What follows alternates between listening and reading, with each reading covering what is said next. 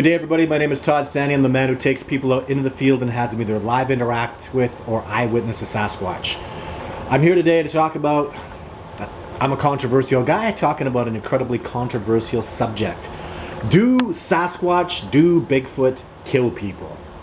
So, people are asking me about it. There's the whole David Pilates thing. And my answer is absolutely yes. But before we get into that, let me do some explaining to you. All big predators, and Sasquatch are definitively a big predator. The Sasquatch definitively hunt and kill at least elk and at least deer, at the very least. So do bears, so do mountain lions, so do wolves.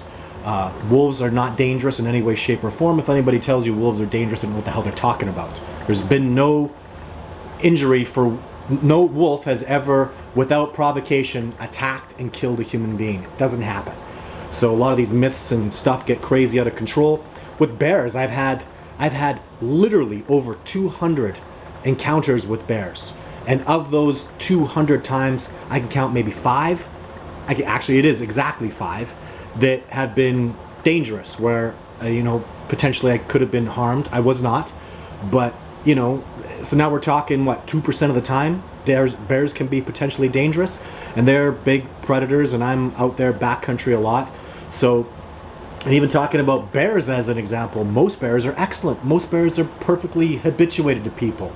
Are not habituated, perfectly, they've found a way to ecologically survive correctly in their niche without harming or messing with people and people messing with them. So, and that's really good. However, of course, we have bad bears. In my whole life's experience, I had one bad bear who was he was a man-eater for sure. He was very dangerous, very predatorial, and he was killed 2 years ago.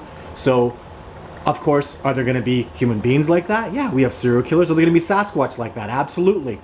But the incidents I'm going to be talking about are most likely reasons that Sasquatch have harmed or killed people are because of, a confrontation between men and a Sasquatch. So I've personally had an incident transpire that I was involved with where a colleague of mine was killed, but I'm not going to get into that today. They're real. When you start doing this stuff for real, there are families involved and people that you know. And when you start talking, like you try to go up to somebody, to their family and say, well, he was killed by a Sasquatch. It's, I don't know, people, it's not something you really want to do, and I'd be hopeful to just lay that to rest for the rest of my life. However, I can tell you about another experience that is very similar to what I experienced that happened in the northern United States. What happened was a family called me because they'd had big problems with Sasquatch. The Sasquatch were coming around them in ways that were very aggressive, beyond even adversarial. They would see the Sasquatch come around with boulders, smashing the boulders in the ground. They'd be busting trees over, smashing logs against trees. It was just I didn't see any good light in it. They'd give them gifts. The gifts would get smashed. It was like everything that they did, the Sasquatch was just like, screw you. So when I delved into it a little deeper, I found out that they got that property for a hell of a deal. It was a steal of a deal. It was a deal of a lifetime. I started talking to the neighbors about what happened to the last owner. The last owner fell down a hill and died, which was very perplexing. Upon investigating that a little more, they realized that it was actually allegedly a mountain that he fell down, and then they found out the mountain that he fell down was a hill on the property, and you can't fall down there and die. And when they found the body was smashed. The body looked like it, one of the people that found the body said it looked like it was just pulverized. How did he fall down a hill and get pulverized? And when he was discovered, he had his gun. He'd been firing at something. So all these little things are adding up. Anyway, I tried to work with this family because they really wanted to stay there. And they were trying a lot of different things. This was ongoing for almost a year. Finally, at the end of the year, they were doing some extreme stuff. They were going out and really trying to get a positive relationship going on with the Sasquatch. They brought their horses over for the first time after about a year, and woke up in the middle of the night and their horses were killed by the Sasquatch. The dad went out with the gun, took a couple shots in the air. In the morning they left and went into town, gave me a call, told me what happened, and I said, don't go back. And they said, we're going to call Fish and Wildlife. We're going to call the police. We're going to try to get this investigated. And I said, good luck with that. So eventually they ended up selling the property as well for another hell of a deal and got out of there. But it's quite clear to me the circumstances that evolved around what had happened to them and the man that was there previously that was, I mean, I saw the hill, not the mountain that the guy fell down. I spoke to the man who found the body of the man that was, allegedly died by falling down this freaking hill. I mean, it was all so preposterous. And the people in the area, they have an idea that Sasquatch is there. Some of them are kind of on the fence. And the death of the original owner of the property was, highly, it's not even suspect. There's just really, after going through the evidence, the guy wasn't even old. He was like 50. He was in good shape. He was a hunter. He's out with his rifle. His gun was smashed. That's such a red flag. Holy hell. Why was his gun, his gun was busted into pieces and he'd been shooting at something. There were shells on the ground. But nobody investigates for Bigfoot. When you go, the day that we get this discovery moving forward, do you know how many primatologists work for Fish and Wildlife in North America? 0. There are no known primates. So when this discovery starts moving forward, we've got to totally revamp the system as we know it, because the only people that are really going to be able to move forward with this discovery process are going to be primatologists. They're going to be absolutely necessary. Maybe anthropologists will help out, but primatologists will be top. Gorilla primatologists, because I find there are so many similarities between the Sasquatch being a male-dominated society as they are, and the way gorillas are a male-dominated hierarchy. And even when you're dealing with Sasquatch, I mean, there's a big difference, because the Sasquatch are hunters and killers. And you better understand, you better get it clear in your mind that gorillas aren't hunters, they're not trackers, and they might kill. They're very brutal and very. They beat up the females. They're a brutal, big, kind of a savage primate. People call them gentle giants, but tick them off and see what happens, right? See what happens when a blackback starts trying to mate with one of his females. Someone's getting a good beating, and it's going to be ugly. So, with that being said, knowing that Sasquatch are hunters and trackers, of course they're going to end up killing people. Human beings are screwed up. Some people are absolutely nuts and crazy with this stuff, egotistical and about money and things they're really hard to swallow. And the Sasquatch, like any hunter, they hunt and kill things that they love. They love the elk. Any hunter, you got to understand, love them or hate them, hunters have trophies. They put a big elk or a white-tailed buck up on their wall because it's a trophy. They love it. I don't know what else to say about it. They love deer. They love the fact that they were able to hunt the deer and they were able to, have that quarry, and it's a trophy up on the wall. So if you don't love the animals that you're hunting, you shouldn't be a frickin' hunter. I've never met a hunter that didn't absolutely love and adore the animals that they considered their quarry.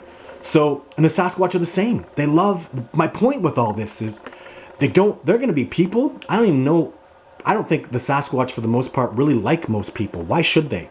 People are stealing their habitat. There's so many things that the Sasquatch would find immensely perplexing about human beings and all the crazy things that we do. They know enough to even stay away from us, which just shows their level of intelligence.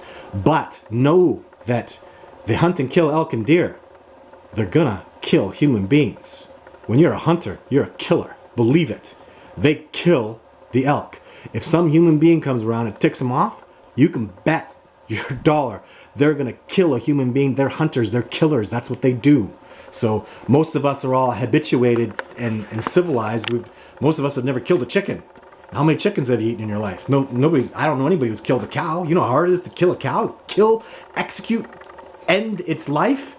The Sasquatch absolutely do that. They're born and raised in that sort of environment where they're killing and there's fighting amongst themselves, and their lives are going to be much more brutal and uncivilized just by nature. So of course you're going to get them.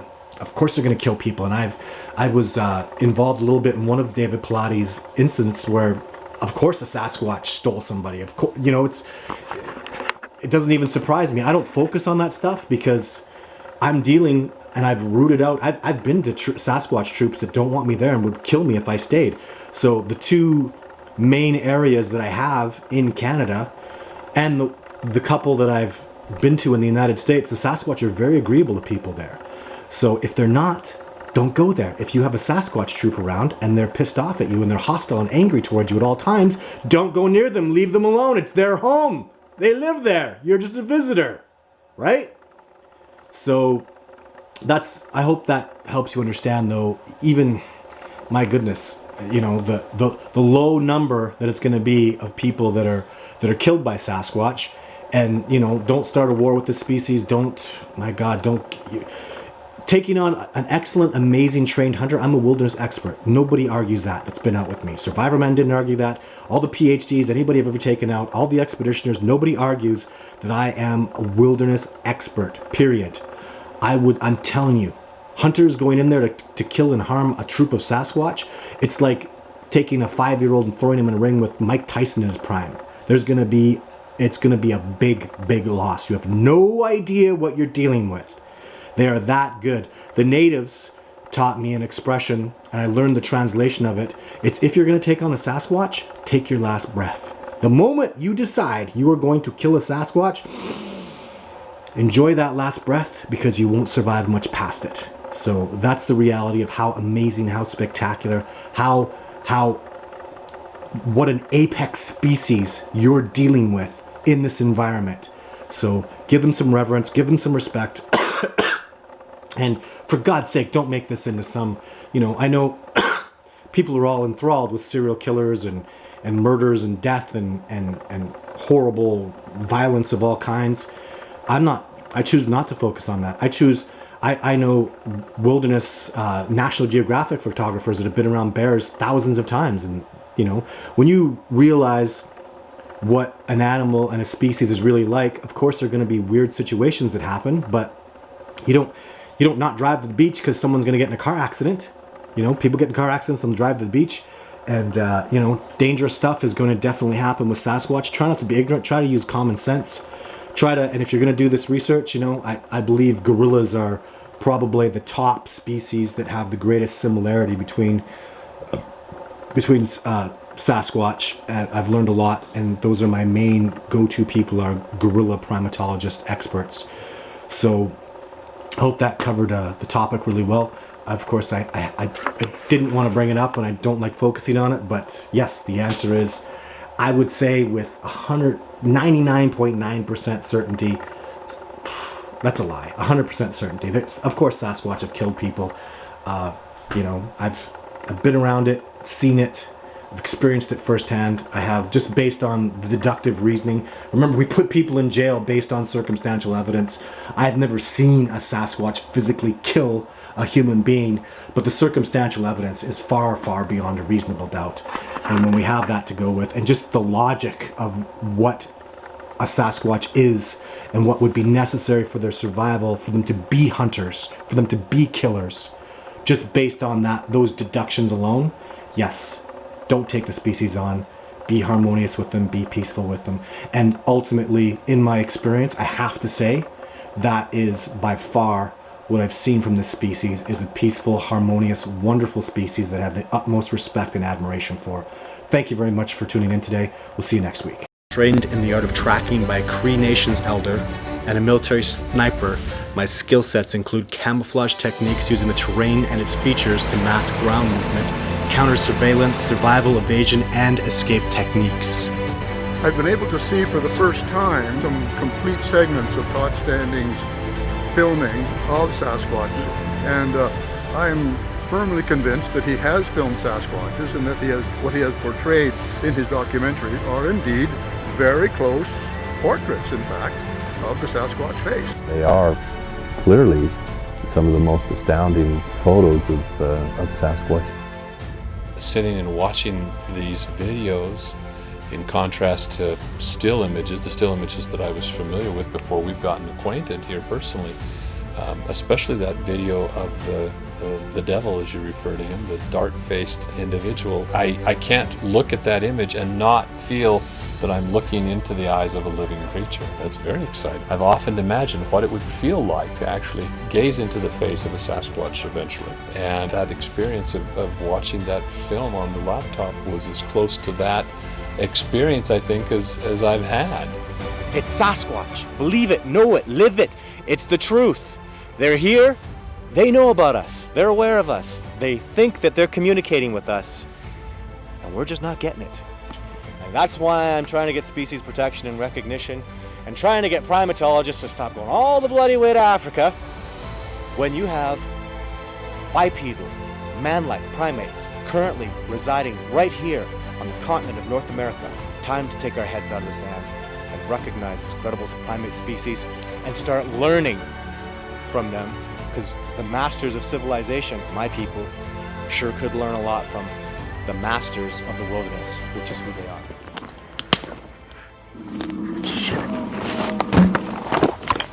When you get your ass out here and you experience it, you'll believe in Sasquatch when you're out in the middle of nowhere and this shit starts happening.